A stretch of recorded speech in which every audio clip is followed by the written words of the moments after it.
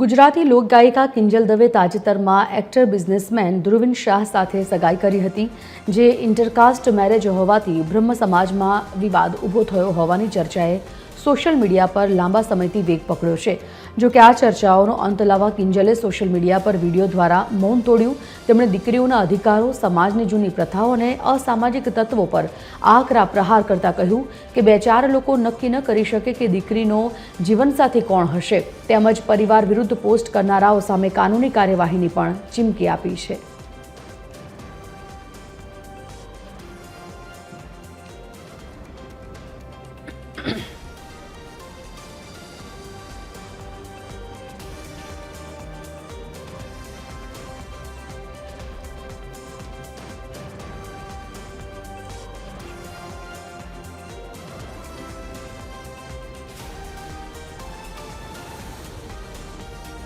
તો કિંજલ દવેના પરિવારને આજીવન સમાજની બહાર કરવામાં આવ્યો છે અને સામાજિક બહિષ્કૃત થતાં કિંજલ દવેએ સોશિયલ મીડિયા પર આવી પોતાનું મૌન તોડ્યું છે। તેમના પરિવાર વિરુદ્ધ જે કોઈ લોકો સોશિયલ મીડિયા પર એલફેલ વાતો કરી રહ્યા છે તેમના વિરુદ્ધ કાયદેસરની કાર્યવાહી કરવા માટેની પણ ચીમકી ઉચ્ચારી છે। સામાજિક બહિષ્કાર મુદ્દે singer Kinjal Dave social media પર પોતાની પોસ્ટ મૂકી અને પોતાનું મંતવ્ય રજૂ કર્યું છે।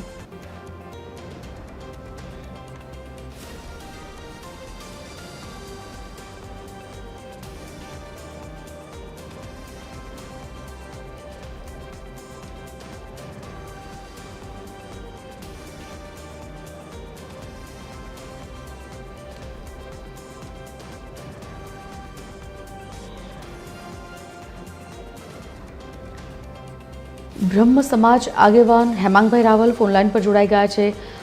હેમાંગભાઈ, કઈ રીતે જોઈ રહ્યા છો આખી આ ઘટના? કારણ કે એક તરફ આંતરજ્ઞાતીય લગ્ન, બીજી બાજુ એ જ સમાજ એ બહિષ્કાર કરી રહ્યા છે કિંજલ દવેના આખા પરિવારનો, પરંતુ હવે જે કિંજલ દવેની પોસ્ટ સામે આવી છે, પોતાનો પક્ષ તેમણે રાખ્યો છે, કઈ રીતે મૂલવી રહ્યા છો આ આખી ઘટનાને?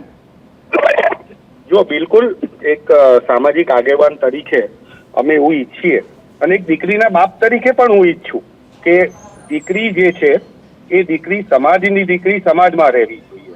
અને આ વાત જે છે એ મૂલવાની વાત આવે ત્યારે ગુજરાતના અન્ય સમાજોની પણ આપણે ચર્ચા કરવી જોઈએ। મોટો સમાજ છે ઠાકોર સમાજ, તો ઠાકોર સમાજે પણ આવો નિર્ણય લીધેલો છે।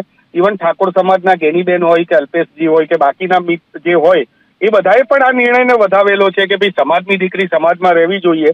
પાટીદાર સમાજ હોય તો વરુણભાઈ હોય, લાલજીભાઈ હોય, બાકીના મિત્રો હોય, એ બધા લોકો પણ આ જ વાત કરી રહ્યા છે કે સમાજની દીકરી જે છે એ સમાજમાં રહેવી જોઈએ।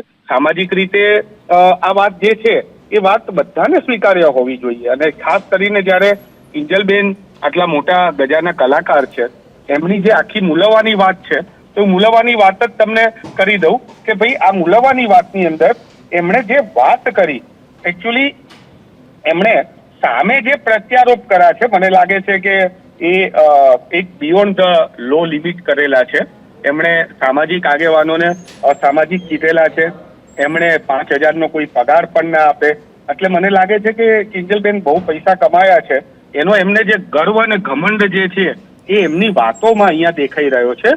હલો, પણ આપણે ફરીથી દીકરી છે, આપણે દીકરીને એ કોઈ પણ પ્રકારનો આપણે એમના બોલેલા શબ્દો જે છે એની અંદર એમણે 3-4 વાતો એવી કરી। પહેલી તો અસામાજિક તત્વો જે છે, તો સમાજના જે તમારો વિરોધ કરી રહ્યા છે એ લોકો જો અસામાજિક તત્વો હોય તો એ અસામાજિક તત્વો ઉપર તો કેસ થયેલા હોવા જોઈએ। તો એમણે કેટલા કેસો થયેલા છે, એ કયા લોકો અસામાજિક છે, અને એ આવા સામાજિક તત્વો જે છે એમના ઉપર કેસ થયેલા હોય કે કેસ ચાલેલા હોય, આરોપી સાબિત થયા હોય, એમની પણ એમને વાત રજૂ કરવી જોઈએ। બીજી વાત એમણે એમ કરી કે દીકરીઓ માટે શું કરો છો? તો સમાજ તો દીકરીઓ માટે થઈને યુપીએસસી, જીપીએસસી ની કિંજલબેન પોતે ગ્રેજ્યુએટ હોય તો એમને આપણે ફ્રીમાં ટ્રેનિંગ આપીશું। બ્રહ્મ ભવન ખાતે આપણે એમને ટ્રેનિંગ આખી રહેવા, ખાવા, પીવા, જમવા સાથે ફ્રીમાં આપીશું। દીકરીઓ માટે અમે તો ઘણું બધું કરી રહ્યા છીએ।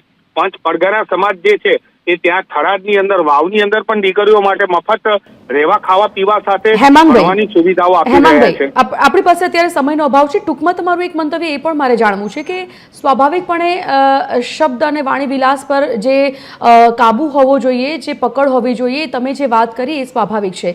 પરંતુ કિંજલ દવે પોતાના આ વિડીયોમાં એક વાતનું પણ ઉચ્ચારણ કર્યું છે કે તેમના અને તેમના પરિવાર વિશે જો કોઈ અણછાછતું વર્તન અથવા તો વાણી વિલાસ કરશે તો તેઓ કાયદેસરના પગલાં લેશે. તેને કઈ રીતે જોઈ રહ્યા છો? ટૂંકમાં જાણવું છે. બિલકુલ, હા બિલકુલ. હું તમને કહું, દરેક સમાજનું પોતાનું બંધારણ હોય છે. આ સમાજે પોતાના બંધારણ મુજબ એનો નિર્ણય લીધેલો છે. આની અંદર કોઈ પણ ગેરકાયદેસર વાત કરેલી નથી. એમણે એવું નથી કીધું કિંજલબેનના ગેરરીતિને હલ્લો કરવાનો કે કોઈ પણ આવા સામાજિક લોકો જે છે જેમણે આવું કૃત્ય કરેલું છે એમના મોઢા કારા કરવાના કે એમના ત્યાં ટોળા લઈ જવાની વાત કરી. એમણે સામાજિક વાત કરી છે. સામાજિક બહિષ્કારની વાત એ સમાજના બંધારણને આધીન કરેલી છે અને સમાજ આ પ્રકારના નિર્ણય લેવા માટે સ્વાયત્ત હોય છે. ઠીક છે હેમાંગભાઈ, ખૂબ ખૂબ ધન્યવાદ અમારી સાથે જોડાવા બદલ. તો આ આખા મામલામાં કિંજલ દવેનો જે અત્યારે વિડીયો વાયરલ થયો છે અને જે વિડીયો અત્યારે ચર્ચાનો વિષય છે તે વિડીયો શું છે, શું કહેવું છે તેનું સાંભળીએ.